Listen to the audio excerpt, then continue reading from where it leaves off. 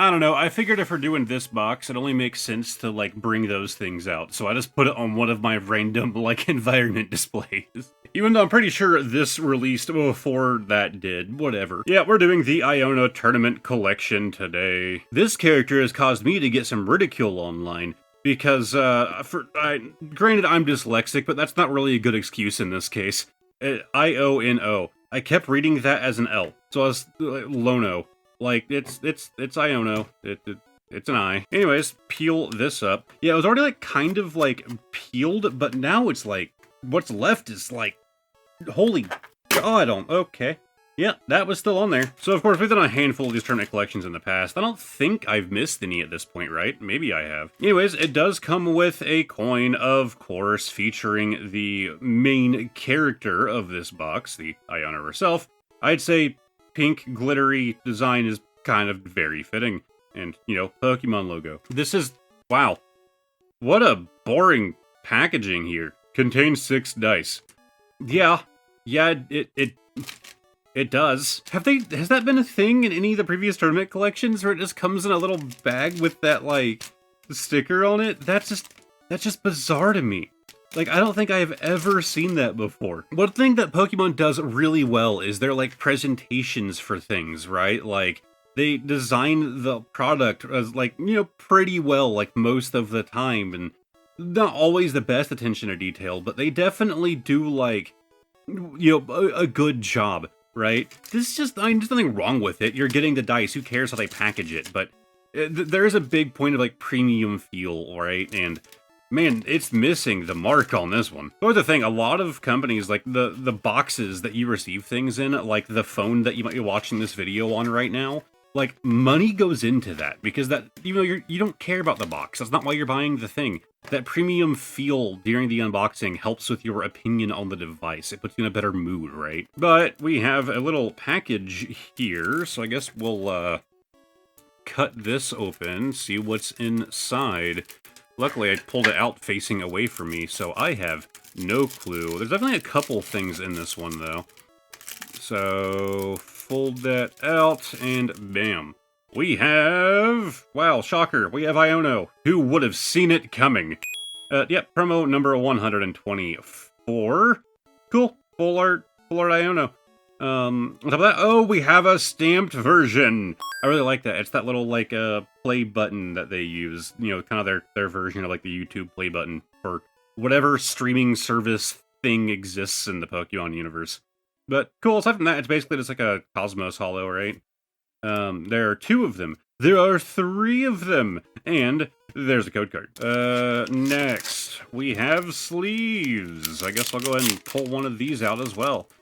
And, yep, shocker, it's Iono. What is with the, like, the number thing up there? Is that just, like, how long it's been, like, recording time? Like, 5 seconds? Yeah, I didn't even notice. So yeah, you have, like, the, like, photo button down there, like, emoji, like, reverse camera. Okay, I see what's going on here. It's weird that it took me a minute to notice those, but I do like how his hand is, like, on the shutter button. Like, that's pretty neat. Like, that's well thought out. And now they're gonna go back in this and never see the light of day again because I don't use Pokemon's sleeves that they send in these. I used to. Like, I still have some cards that are in them, but I don't actively do it anymore. And, yep, last thing is the deck box. So, of course, we have her there with the Belly Bolt and her Rotom phone with its custom skin. Pink Battlefield thing. Okay, so there's that, the sleeve artwork there. Cool, I like it. But, open it up, of course, there again. And, okay, so they didn't do her dirty like they did with Cyrus. So pull these out. I've mentioned this before, in the Cyrus Tournament Collection, that's the only one, the only tournament collection where this was just white. Like, they actually, oh, that's actually unique artwork on that one. Like, it's not even like just, oh, they also, like, put artwork on it. It's also unique. That's not anywhere else on this product, right?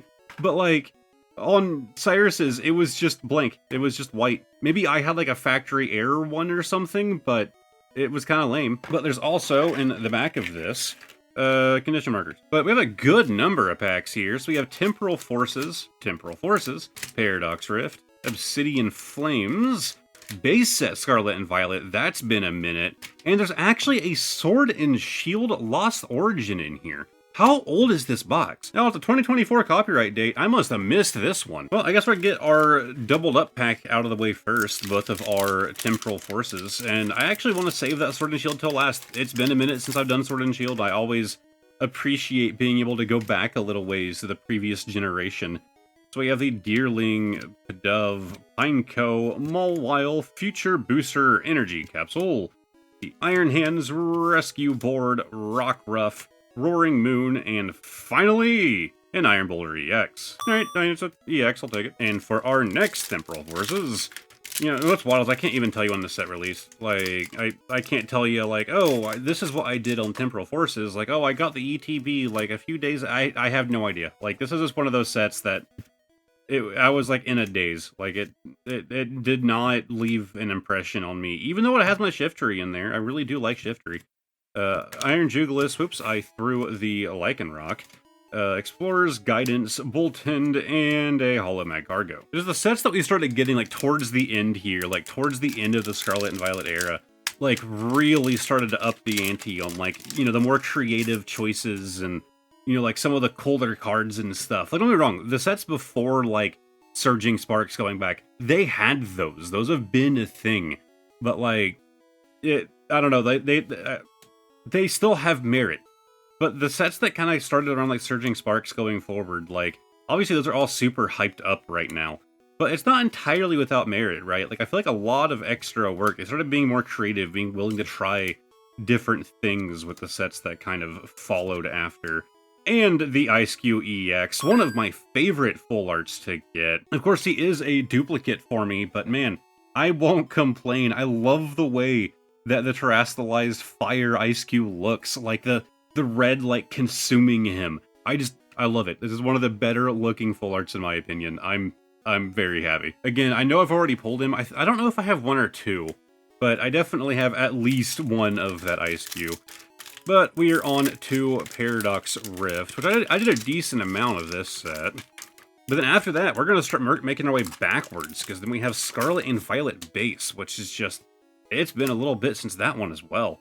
We have the Mindfu, the Pharaoh Seed, Gibble, Panpour, Tatsugiri, Vanillux, Defiance Vest, Toadschool, Dondozo, and finally, a Hologroudon. I remember back in the Sword and Shield era, my buddy Perkhaze and me were talking about, you know, like Pokemon TCG, and how I liked the base set of Sword and Shield. I thought it was a really good set.